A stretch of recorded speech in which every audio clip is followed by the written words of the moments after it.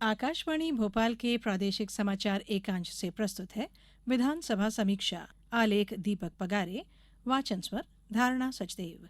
मध्य प्रदेश विधानसभा का मानसून सत्र हो हल्ले और हंगामे की भेंट चढ़ गया। 15वीं विधानसभा का यह अंतिम सत्र माना जा रहा था। मंगलवार 11 जुलाई से शुरू हुआ यह सत्र 15 जुलाई तक कुल 5 दिन चलना था, लेकिन 2 दिन में ही सिमट कर रह गया। दोनों दिनों तक की कार्रवाई का आंकलन करें तो महज 4 घंटे की अवधि मानी जाएगी। इस तरह कहा जा सकता है कि 5 दिन का यह सत्र 5 घंटे भी नहीं चल पाया। दूसरे दिन शोरगुल और हंगामे के बीच अनुपूरक बजट पेश किया गया। भारी हंगामे के बीच वित्त मंत्री जगदीश देवड़ा ने 26,816 करोड़ 63,87,000 रुपए का अनुपूरक बजट पेश किया। इसके अलावा हुक्का, बार और तंबाकू से बने उत्पाद के विज्ञापन पर बैन के लिए संशोधित विधेयक प्रस्तुत किया गया। हंगामे के बीच ही इनके पारित होने के बाद सदन की कार्यवाही अनिश्चितकाल के लिए स्थगित कर दी गई। सुबह सदन के संवेद होते ही अध्यक्ष ने प्रश्नकाल की घोषणा की। 1 घंटे के प्रश्नकाल में कुल 4 प्रश्न ही हो पाए। इनमें भी देखा जाए तो चौथे प्रश्न का उत्तर भी पूरा नहीं आ पाया। मंत्रियों के जवाब के दौरान विपक्षी विधायक तीखी टिप्पणी करते रहे। कई मर्तबा तो विधायकों ने मंत्रियों को खूब घेरा भी। सदन की कार्यवाही के दौरान महाकाल लोक भ्रष्टाचार, आदिवासी अत्याचार, सतपुड़ा भवन में आग जैसे मामलों को लेकर खूब नारेबाजी हुई। प्रश्नकाल होते ही छतरपुर से कांग्रेस विधायक आलोक चतुर्वेदी ने निजी भूमि को वन विभाग की जमीन बताए जाने का मामला उठाया। उन्होंने कहा, प्रदेश में कई एकड़ ऐसी जमीन है जो निजी है, उसे वन विभाग अपनी बताता है।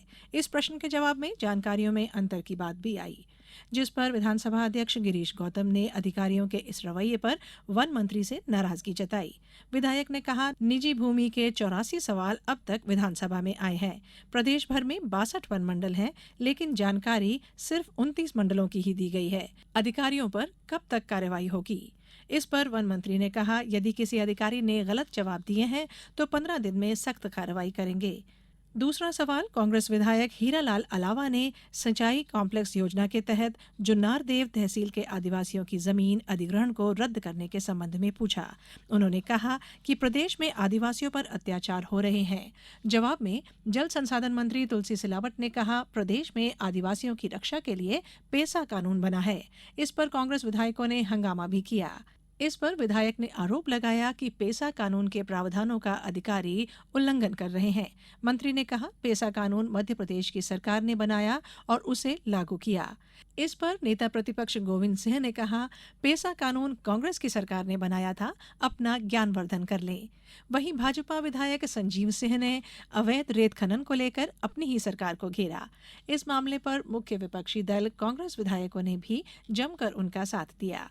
विधायक का आरोप था कि रेत जमाखोरों पर कार्रवाई न की जाकर परिवहन कर रहे वाहन चालक या उसके मालिक पर कार्रवाई की जाती है। प्रश्न के जवाब में खनिज मंत्री बृजेंद्र प्रताप सिंह ने कहा, मामला कलेक्टर न्यायालय में है, वहां निर्णय के बाद तय होगा कि क्या कार्रवाई हुई क्या नहीं। उन्होंने विधायक से यह भी कहा कि मामला न्यायालय में लंबित है, इसलिए इस पर सदन में चर्चा नहीं की जानी चाहिए। चर्चा में हिस्सा लेते हुए कांग्रेस विधायक कमलेश्वर पटेल ने भी कहा कि ग्रामीणों पर फर्जी प्रकरण बनाए जाते हैं। कांग्रेस विधायकों ने खनिज मंत्री पर मध्य प्रदेश में अवैध उत्खनन रोकने में नाकाम होने का आरोप लगाया। चौथा और अंतिम प्रश्न विधायक नारायण सिंह पट्टा का रहा। उन्होंने कान्हा नेशनल पार्क के कर्मचारियों की सुविधा का मामला उठाया। उनका सवाल था कि क्या कान्हा नेशनल पार्क संवेदनशील क्षेत्र में आता है? कर्मचारियों की पुलिस की तरह विशेष वेतन दिया जाता है?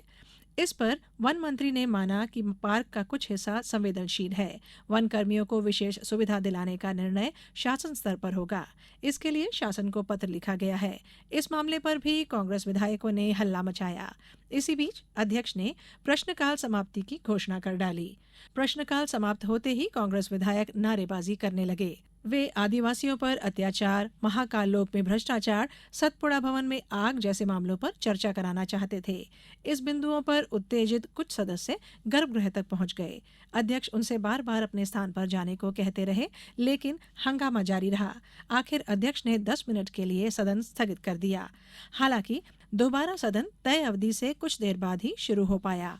सदन के शुरू होते ही विपक्षी सदस्य नारेबाजी करने लगे। अध्यक्ष ने शांत कराने के प्रयास भी किए।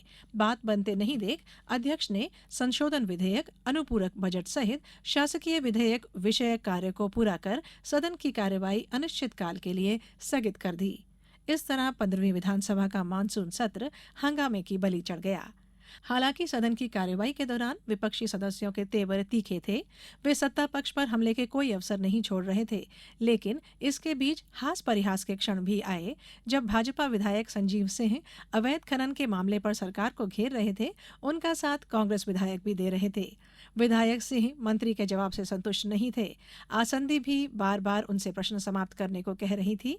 इसी बीच कांग्रेस विधायक प्रियव्रत सिंह ने चुटकी लेते हुए संजीव सिंह से कहा, आपकी कोई नहीं सुनने वाला। आप तो माफी मांगकर वापस बसपा में चले आओ। आपके तो कॉलेज का भी खेल हो गया। इसी तरह जब वन मंत्री आलोक चतुर्वेदी के प्रश्न का उत्तर दे रहे थे तो उसमें अधिकारियों द्वारा गलत जानकारी देने की बात आई। मंत्री सटीक उत्तर नहीं दे पा रहे थे तो कांग्रेस के वरिष्ठ विधायकों ने संसदीय कार्य मंत्री नरोत्तम मिश्रा से हस्तक्षेप करने का आग्रह किया। बार बार नरोत्तम मिश्रा की तरफ इशारा कर रहे थे। इस पर अध्यक्ष ने कहा कि वे मुंह खोलना नहीं चाहते तो फिर क्यों खुलवा रहे हैं। इस पर कांग्रेस विधायक तरुण भनोत ने कटाक्ष किया कि सदन में संसदीय कार्य मंत्री मुंह क्यों नहीं खोल रहे। इस पर अध्यक्ष ने दहला जड़ा, शेर हमेशा मुंह नहीं खोलता। इस पूरे वाकये के दौरान संसदीय कार्य मंत्री अपने स्थान पर मुस्कुराते ही रहे। सदन में जब बांध निर्माण के लिए आदिवासियों के विस्थापन की बात उठी तब पूर्व मुख्यमंत्री कमलनाथ ने सुझाव दिया कि बड़ी परियोजनाओं से ज्यादा लोग प्रभावित होते हैं। ऐसे में जरूरी है कि परियोजनाएं छोटी छोटी बनाई जाएं। अभी आप सुन रहे थे विधानसभा समीक्षा। आलेख था दीपक पगारे का। वाचन स्वर धारणा सचदेव। अनुमति दीजिए। नमस्कार।